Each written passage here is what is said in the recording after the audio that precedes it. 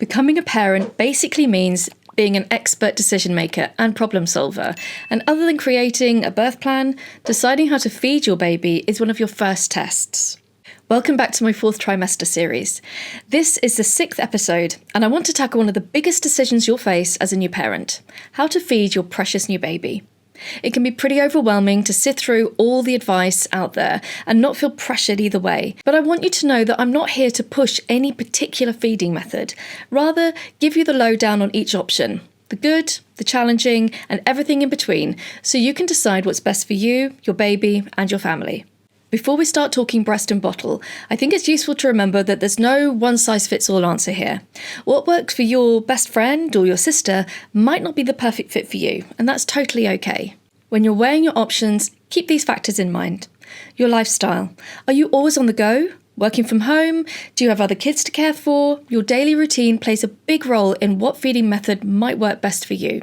Health considerations. Sometimes health factors for you or your baby might influence your decision.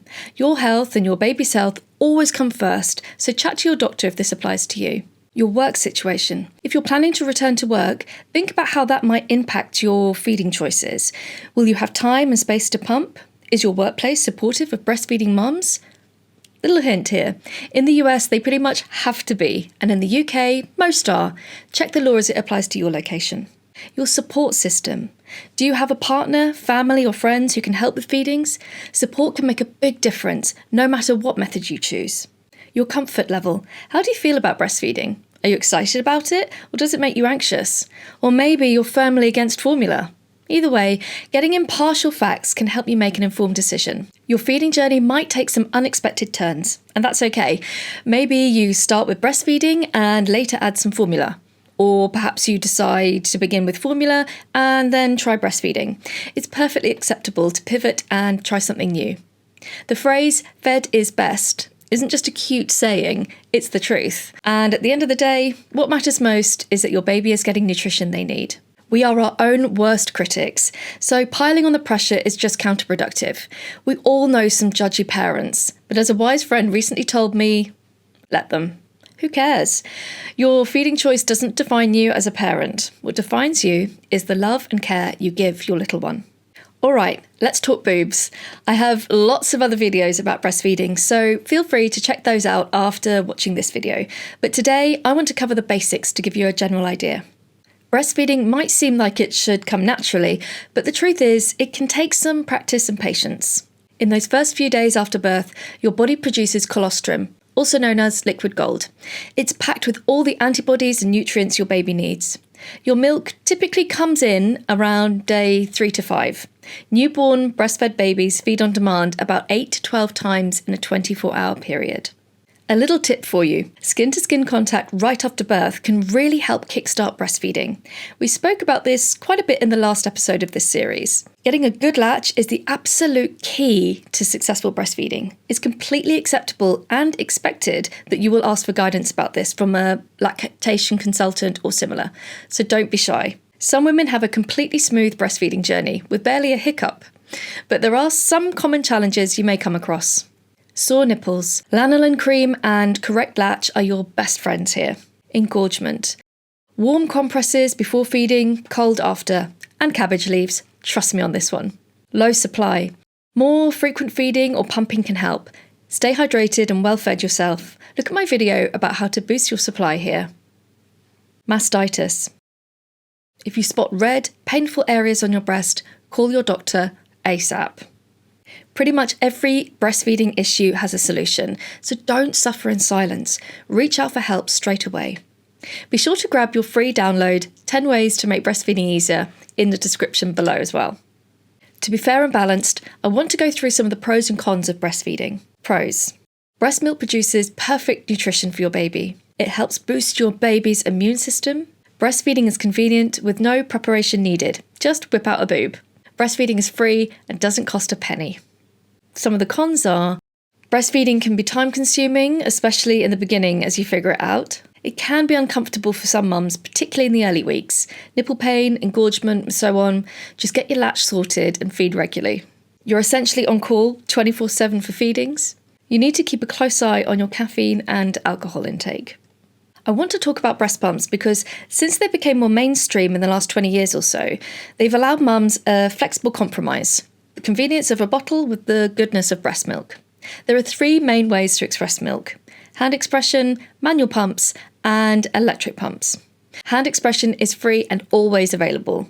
It's handy for relieving engorgement or collecting letdown, but it does take some practice to master. Many women use hand expression to collect or harvest their colostrum before their baby is even born, so it is a very useful skill. Manual pumps are portable and quiet, great for occasional use. You can get hand-operated ones or super simple silicone ones like the Hacker, my personal favourite. Electric pumps work faster and are easier for regular use, especially if you're returning to work, but are pricier than manual ones. Electric pump design has come leaps and bounds with very discreet, wire-free wearable ones that sit inside your bra for hands-free pumping. If you do choose to pump, you need to store your expressed milk properly. Always use clean containers, labelled with the date. Fresh milk can be kept in the fridge for up to 4 days or in the freezer for up to 6 months. When it's time to use frozen milk, thawing it in the fridge is best. It just takes a bit of planning ahead. Like most things, pumping has its advantages and challenges. Some of the pros: it gives you flexibility and allows others to feed your baby, plus you can build a freezer stash. It can help increase your milk supply and relieve engorgement. Pumping at work means you can still give your baby breast milk when your maternity leave ends, and you can pump breast milk alongside breastfeeding your baby. Some of the cons are pumping can be quite time-consuming. Cleaning all the pump parts can be tedious. Some mums find it harder to produce milk with a pump compared to nursing their baby directly. Babies are more efficient at extracting milk than pumps. Let's move on to formula feeding. It gets a bad rap, but it's a valid option that works well for many families.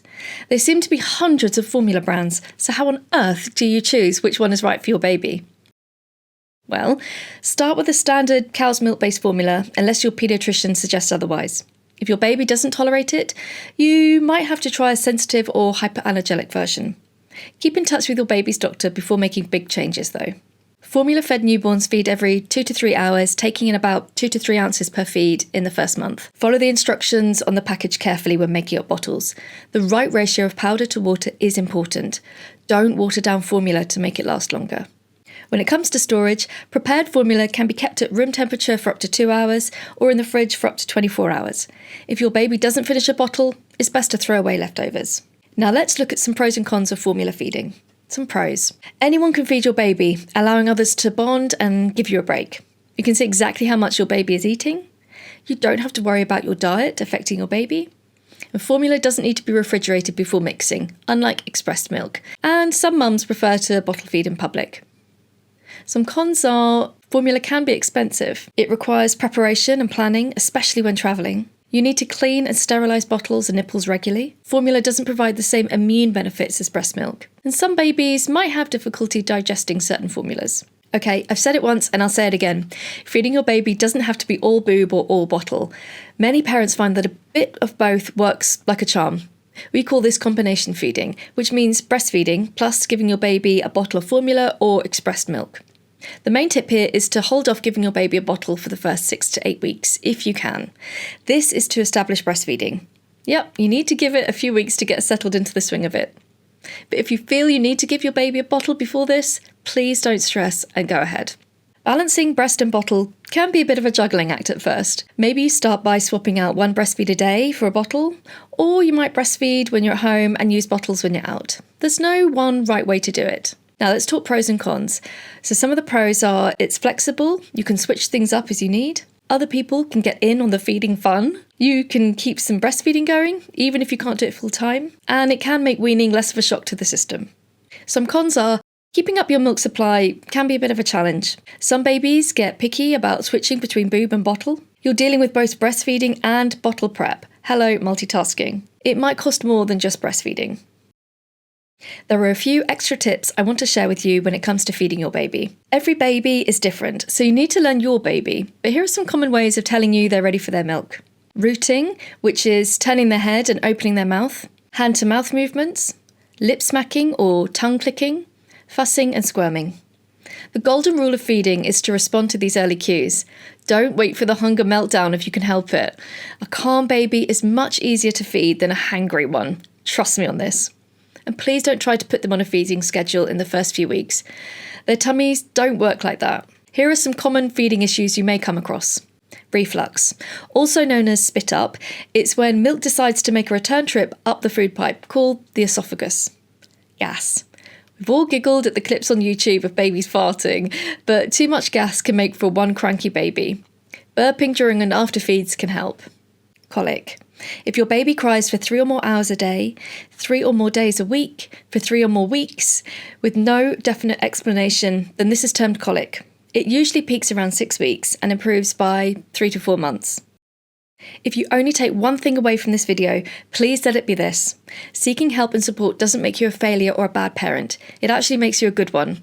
You don't have to figure this out all on your own. There are loads of professionals ready to help. Lactation consultants and breastfeeding coaches, paediatricians, postpartum doulas, support groups.